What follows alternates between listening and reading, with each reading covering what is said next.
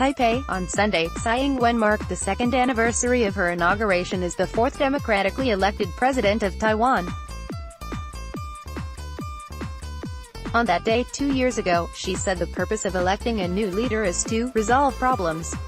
And this is what she has committed herself to doing. Tsai has taken advantage of her initial high approval rating and legislative majority to tackle hot-button issues, particularly on the domestic front. At the top of her list of achievements is Taiwan's economy. Adding strong demand around the world, Taiwan saw its year-on-year growth in 2017 hit the highest point in 3 years, a respectable 2.86%. This year, it is projected to hold steady at 2.42%.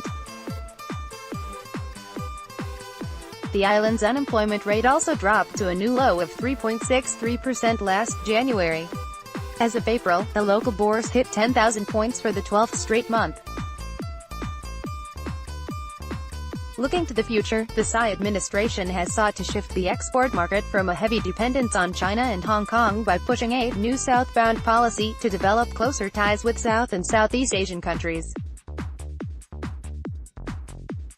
In addition, Tsai has proposed various initiatives to promote industries of the future in areas such as biomedical and clean energy technologies.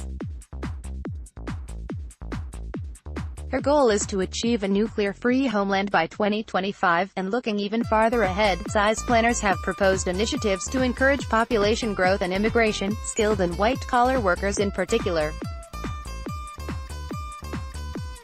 The president's efforts on the domestic front have been equally impressive, although the sensitivity of many areas addressed by her administration has caused an overall decline in personal popularity. While recent polls show that the majority of Taiwanese are in favor of the government's efforts to tackle long-standing domestic problems, some changes made to labor laws, public pensions and green energy, for example, have left many dissatisfied and angry. Simply put, Tsai offends not only her party's base supporters who think reform initiatives are not aggressive enough, but also opposition sympathizers who believe the reforms are politically motivated, and moderates who are sick and tired of the two parties, said Tai Lian, a prominent pollster who helps conduct polls for an online publication.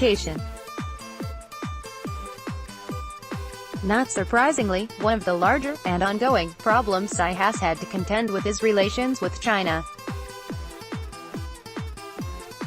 While she has done everything she promised to avoid rocking the cross-strait boat, her various goodwill gestures have gone unheeded by Beijing, which has continued to exert pressure on Taiwan both diplomatically and militarily. While some urged Tsai to change her cross-strait policy, few believe she will do so. It's unrealistic to expect her to accept any principle that implies Taiwan is part of one China, however defined, said Denny Roy, senior fellow of the East-West Center in Hawaii. In the meantime, Beijing continues to play the villain, taking its campaign of squeezing Taiwan to absurd lengths in foreign countries, Roy added. Looking ahead, Tsai will continue to face pressure from China. Yet hard-line tactics also risk pushing Taiwan further away from the mainland. Taiwan has had good reason to lean toward the United States, said Tung Li-wen, a Taiwan think tank consultant. I don't know what Beijing expects Taiwan to do when it closes doors, while the United States opens them. The outcome of this coming November's nationwide local elections will be pivotal for Tsai. If the Democratic Progressive Party has a good showing, Beijing may reconsider its Taiwan policy, while the same would be true if Tsai is re-elected in 2020, Tung said. As for Tsai's declining popularity, analysts suggested it shows that she is not playing favorites, as has long been the case in Taiwanese politics, where ruling parties reward their majority supporters. Tsai would seem to be driven by the philosophy that everybody must give something for the greater good of society as a whole. Regardless of the outcome of the upcoming elections, most believe that progress at home must continue. Reaching internal consensus on cross-strait policy is a good way to start, Roy said, with both sides respecting each other's positions and recognizing that there are two competing nationalisms at play. With respect to addressing injustices during the authoritarian Kuomintang rule, Roy said he would like to see less focus on retribution for past wrongs and more on cooperating to prepare for a shared future.